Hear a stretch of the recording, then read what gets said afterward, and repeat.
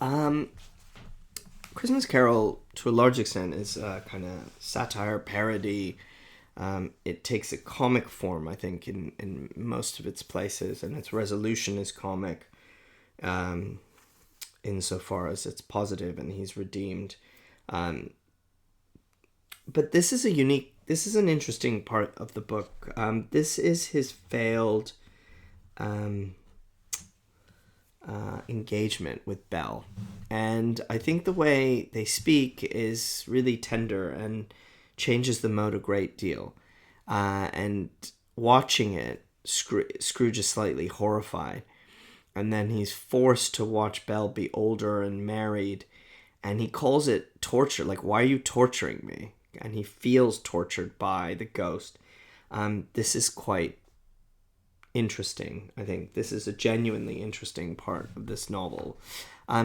It matters little to you, very little. Another idol, something to be worshipped, has displaced me, and it can cheer and comfort you in time to come, as I would have tried to do. I have no just cause to grieve. Yeah, I mean, it's not a woman that's replaced her, it's money. What idol? A golden one. Okay? Like the golden calf worshipped by the followers of Moses. A false idol, a golden idol. It's gold you're after now. You're not after love. He gets annoyed. This is the even-handed dealing of the world. There is nothing on which it is so hard as poverty. Poverty's horrible, and there's nothing to profess to condemn with such severity as the pursuit of wealth. Why is nothing is harder than poverty,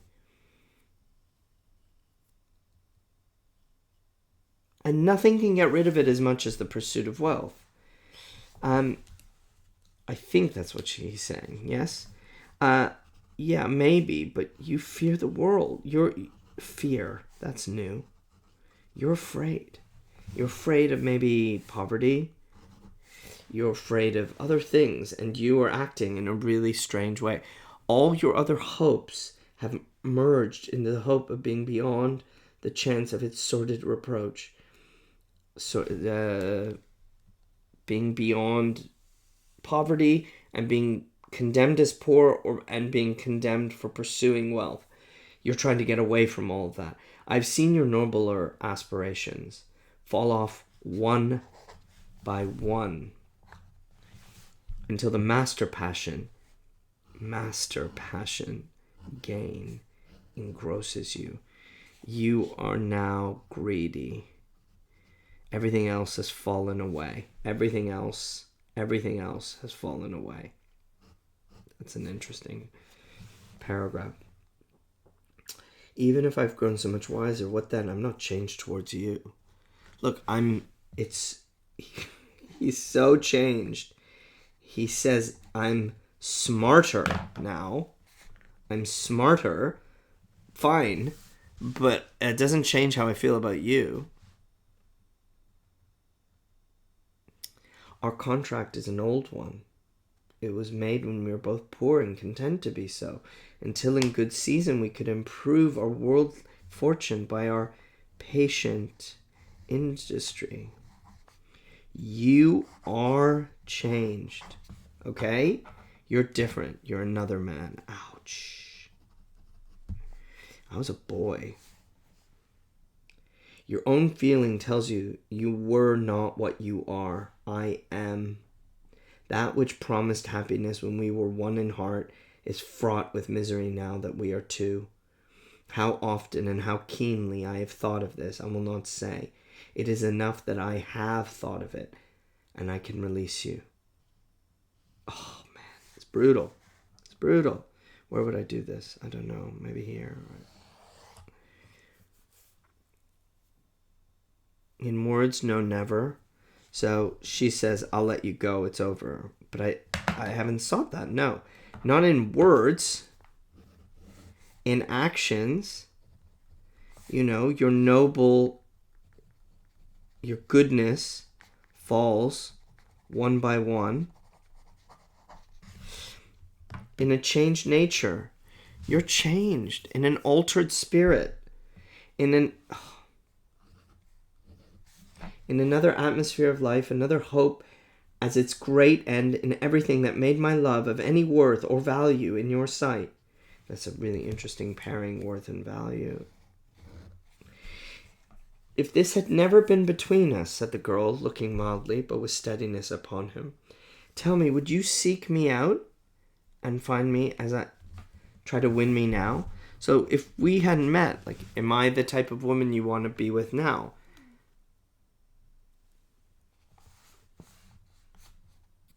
You think not. I would gladly think otherwise if I could. Heaven knows, when I have learned a truth like this, I know how strong and irresistible it must be. But if you were free today, tomorrow, yesterday, can even I believe that you would choose a dowerless girl? Would you choose someone poor like me? You who, in your very confidence with her, weigh everything by gain. Weigh gold, that is, like gain. Everything for him is stuff to get. Choosing her, if for a moment you were false enough to you, one guiding principle to do so, do I not know that your repentance and regret would surely follow? I do, and I release you with a full heart for the love of him that you once were. Ouch. Because I loved you, I let you go. Okay, that's I don't hold you, but you know, you could never be with someone like me.